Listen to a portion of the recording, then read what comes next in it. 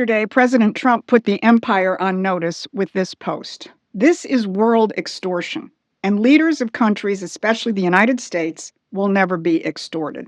That's not a threat, that's an exposure. That's a man who is named a hidden game, a game fought in the shadows for decades. And here's what this president sounds like when he knows he has won this round. Make a deal or not makes no difference to me. And the reason is because we've won. But from my standpoint, I don't care. Thank you. And here's what he's demanding. They haven't left the bargaining table. I predict they come back and they give us everything we want. And I told my people, I want everything. I don't want 90%. I don't want 95%.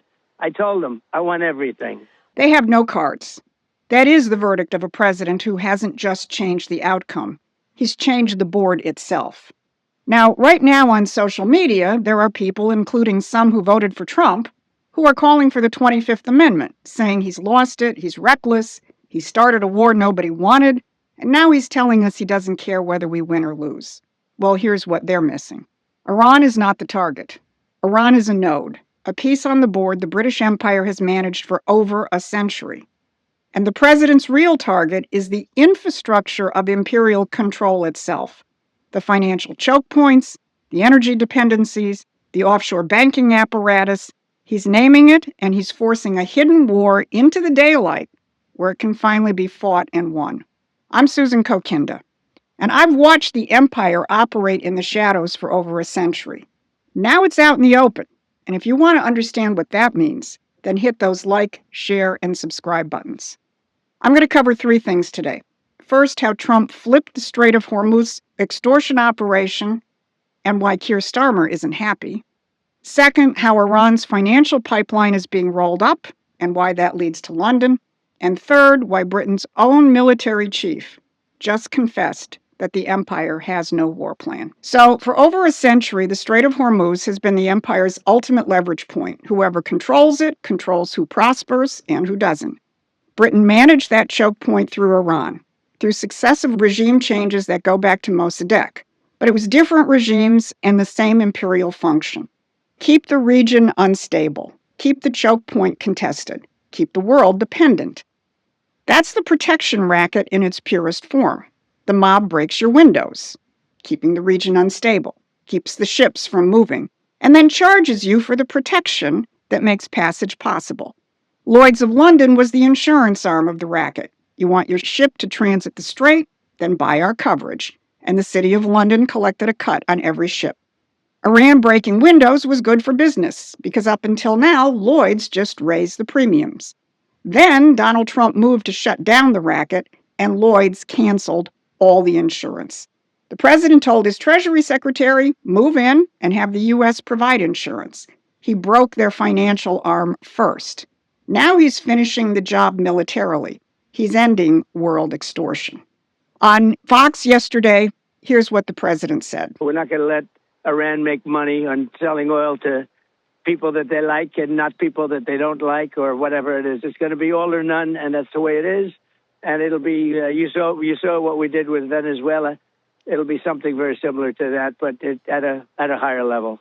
All or none. No imperial management, no picking winners and losers. The choke point is American now, not just because America seized it, but because America named what it actually was and is refusing to play the game any longer. And this morning we got the clearest possible confirmation of what has actually changed. Keir Starmer, the prime minister of the country that managed this choke point for a century, was asked whether Britain would join the American blockade, and he said no. Now, the president has described Starmer's position throughout this Iran conflict very clearly, characterizing it more than once as a, quote, Neville Chamberlain statement. So the mob's enforcer has been neutralized. Now, admittedly, Keir Starmer is a pretty pathetic excuse for a Don, but his bluff has been called. The choke point the British Empire managed for a century is now an American operation.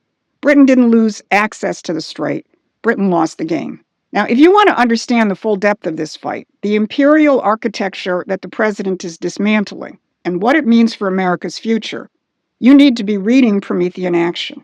So subscribe to our free newsletter. The link is in the description. Now, that's the physical side of the protection racket. Here's the rest of it. The U.S. is targeting the money flows to the guys who break the windows. Let's start with Dubai. The conservative treehouse flagged the story today in a post entitled, "Cut Off the Money. The U.S. military will start enforcing embargo." They report that the blockade is happening against the little discussed backdrop of Dubai targeting Iranian money changers.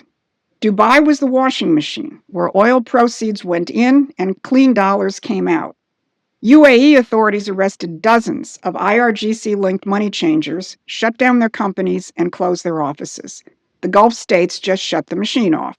But that's not all. 2 days before Epic Fury launched, Treasury Secretary Bessent deployed Section 311 of the Patriot Act against Ember Merchant Bank in Zurich, which has laundered over $100 million of IRGC money. Ember is now being liquidated, and Secretary Bessent's statement wasn't just addressed to Iran. Banks should be on notice that the U.S. Treasury will aggressively protect the integrity of the U.S. financial system using the full force of our authorities. Now, Section 311 is the nuclear option of financial warfare. Bessent used it 2 days before the war began. That is not a coincidence. And here are a few other publicly named institutions that could be next, and they're headquartered in London. 2 London-registered crypto exchanges processed roughly $1 billion for the IRGC since 2023. And Santander UK ran Iranian petrochemical front companies right near Buckingham Palace. So the City of London's books are open, and Bessent has shown he knows how to read them. Iran's money is being cut off from the Gulf to London to Zurich. Its neighbors have now chosen sides, and the Chokepoint is named and claimed. So what does Britain have left? This week, Britain's own military chief told us. Air Chief Marshal Sir Richard Knighton admitted that the United Kingdom is updating its government war book, a strategic blueprint which has not been actively maintained since the Cold War, that is, for 30 years. Institutional knowledge has been lost, muscle memory diminished, and several years of calm has created a situation where very few in the UK would know how to respond to a war footing. 30 years, no functioning war plan. Why didn't that matter until now? Because Britain had the United States. For the 3 decades, the empire ran its geopolitical agenda on American muscle. Washington provided the troops and the carrier groups. London provided the financial plumbing and the narrative management. The City of London didn't need a war plan, and it required only one thing, an America that never asked questions. Now, that arrangement had a brand name, NATO.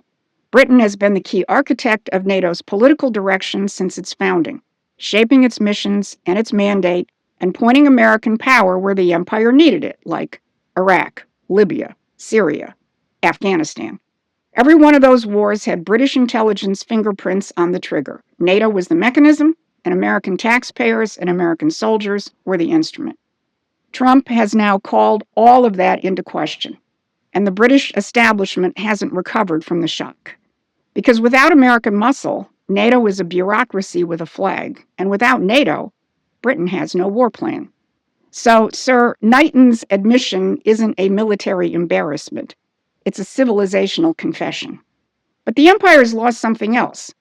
For 20 years, the ideology holding much of this together was the green transition. That energy dependency didn't matter because renewables were coming. And then the Iran war blew that apart. When the strait closed, the green narrative couldn't keep the lights on or the filling stations supplied. Reality asserted itself, and the people who lived closest to physical reality felt it first. Irish farmers and truck drivers have been out in the streets, in force. 600 of Ireland's 1,500 filling stations out of fuel, and the Irish Defence Forces deployed against their own farmers, although there are reports that a lot of the police and the military are calling in sick. Now, these aren't radicals. These are the people who live in physical reality, who need fuel to farm, to haul, and to heat. And they're calling the question. Meanwhile, Keir Starmer told the British public he is fed up with energy bills being affected by decisions involving Trump and Putin. Really? The prime minister of the country that built the Chokepoint system, that ran the offshore banking apparatus funding the IRGC, and that imposed a green regime on his own country, is blaming Trump and Putin? That's not a political statement. That's a confession of defeat. So while the press is asking whether Vice President Vance got a deal in Islamabad, it's the wrong question. President Trump answered the right one before the talks started, when he said he didn't care about the outcome, because he'd already won the game that mattered. He dragged the extortion racket into the open.